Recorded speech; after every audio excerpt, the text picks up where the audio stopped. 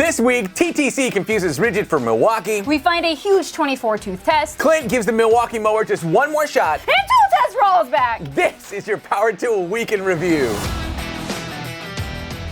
Today's episode is brought to you by Ohio Power Tool, Pro Tools, Pro Service at the best prices at ohiopowertool.com. And Flex, it's what's next.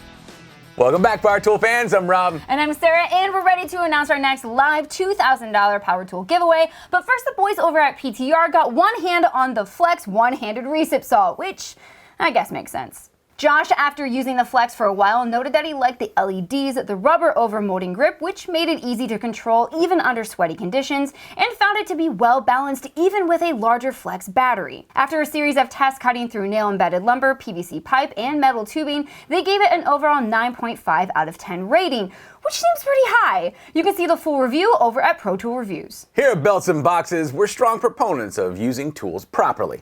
That is, unless you can think of a fun or hilarious way of using one, in which case, welcome to the show. Speaking of, our buddy Tools decided that his Makita XGT 40-volt impact wrench could also be an auger. Why not? It all started a few weeks ago when he covered the new Makita 40-volt earth auger and even put on boots to test it. Good job, bud.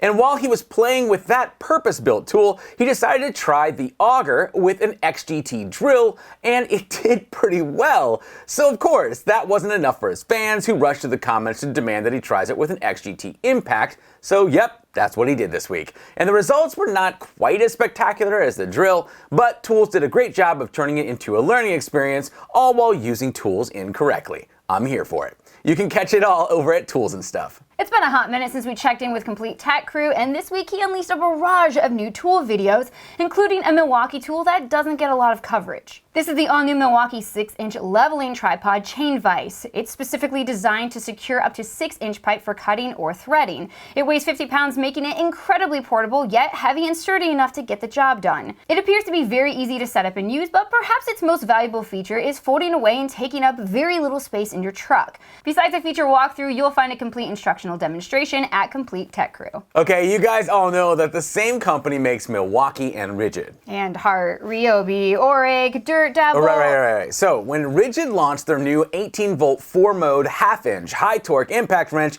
and it looked a wee bit like a Milwaukee, many of us naturally wondered just how different are they, if different at all. Thanks to our friends TorqueTestChannel over at TorqueTestChannel, the channel that tests tool torque with tool torque testing tools, we have an answer. They first put the new Ridgid to work so they could put it on their never-ending list of torque-tested tools. Wait a second. What? Are you playing that drinking game with our fans where you all take a drink every time you use the word torque? Nope.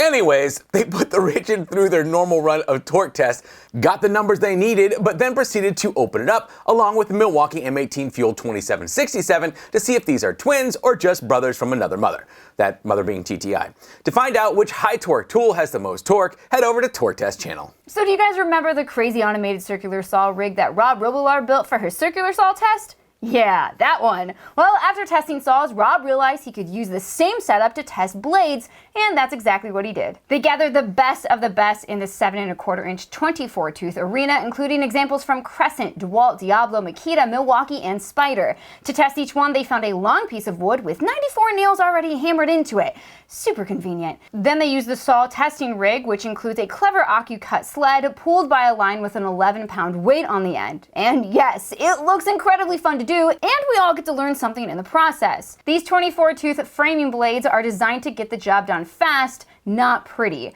So they decided an extreme setup, including 94 nails, was perfect for testing these inexpensive blades. If you're in need of a new blade for your circular saw, I suggest you stop by Toolbox Buzz first. The Milwaukee M18 mower was released a few months ago, and ever since, you guys have been more than happy to argue in the comments over its power, price, and let's be honest, purpose. Clint was over in the ToolReviewZone this week and decided to see if it not only lived up to the hype, but up to the price. As for the hype, yeah, it's pretty safe to say that Clint was very impressed with Milwaukee's features, but most importantly, the power that comes from two M18 batteries. As we pointed out before, the mower was designed specifically for professional landscaping work, which is why it shifted away from runtime and heavily into the power category. That's also what pushes the price to levels previously unseen in the battery-powered 21-inch category. So, how do you decide if it's worth buying for your own yard? Well, Clint has your answer. If price is no object to you, then this is the mower you're going to want. And after watching that, I want it too.